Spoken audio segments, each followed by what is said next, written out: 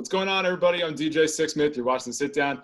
Brad Montague here with us, New York Times bestseller, Becoming Better Grownups, the brand new book. What's up, man? How are you? Hello. I'm so excited to talk to you. You are a great interviewer. I've seen you. You're so good at what you do. Well, you're great at what you do too, so I'm glad we're finally connecting here. This is a big moment. Thank you. Well, we got a lot to talk about here, and I love like the big overarching theme with you is like you've just embraced your inner kid, embraced your inner child. So why don't we just wind this back? Like, how did you kind of create this whole world for yourself and just leaning into who you were and then who you kind of always have been? I found myself a lot of times thinking, what do I do with this weirdness that I have? Like, what do you do with it? And that's sort of where everybody is. What do you do with this? I worked in the newsroom for a while, and I had a hard time with it. I respect people who can do that. But for me, I was working with, I had a camera, and I would find myself being told to go, get great footage of this car accident that just happened and report back to it. And I felt like I wasn't able to tell the stories I wanted to tell. And then I worked in marketing for a while, and you're telling other people's stories. I learned a lot about craft and all that, but it was when I started spending time with kids that I reconnected to who I was, my own inner child, and what was possible when we all listened to kids more. It just, like, my imagination ran wild. I thought about all the possibilities all around us. And so, like, bridging the divide between grown-up cynicism and childlike wonder and awe, that's where I sit.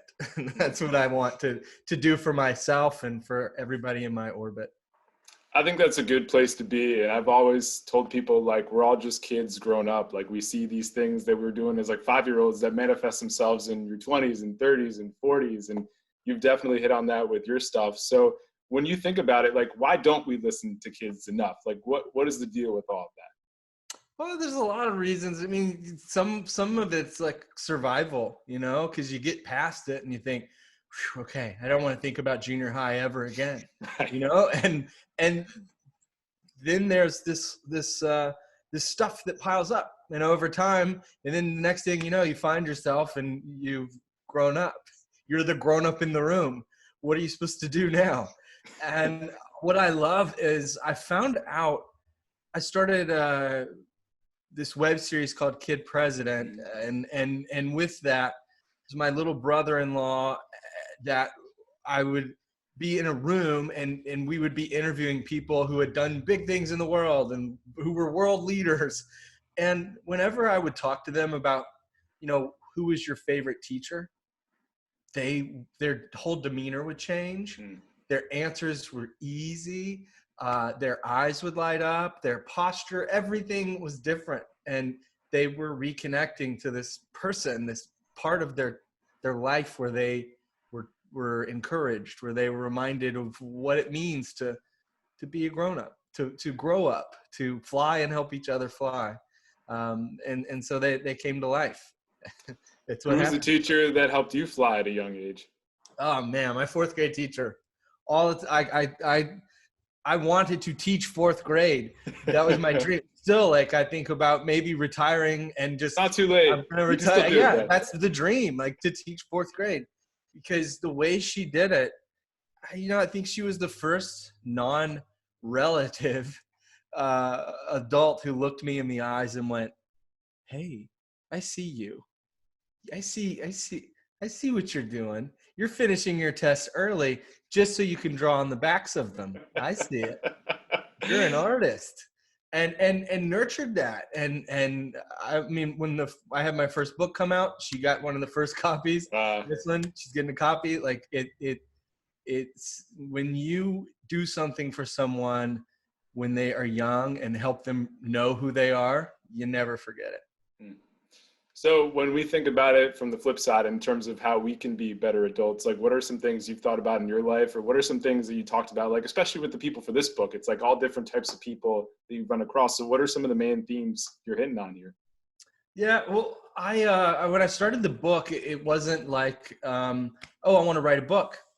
This wasn't even supposed to be a book. It was just, I didn't know what to do next. This thing that went bonkers viral, and I was working on the next project. I was working in TV. I was working for children's media. I was doing all this work, and it just wasn't working out.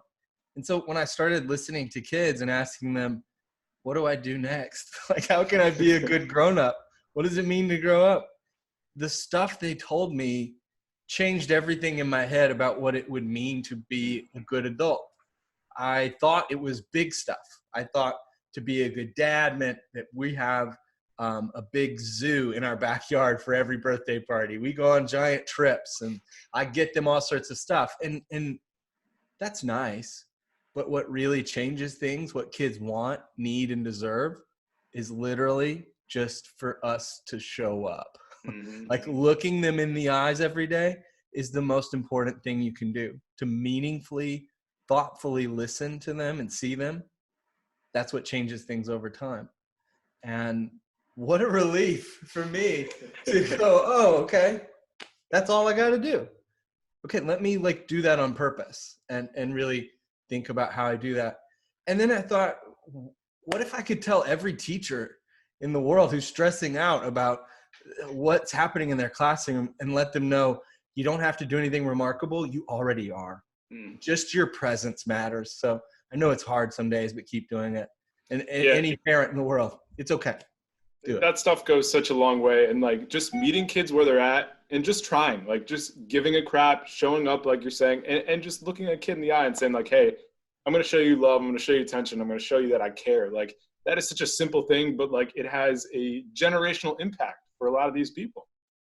Yeah. And it was interesting because the kids were telling me that. Mm-hmm. And then I started to see that, oh, Harvard has done multiple studies on child development, and that love is the active ingredient that helps us grow.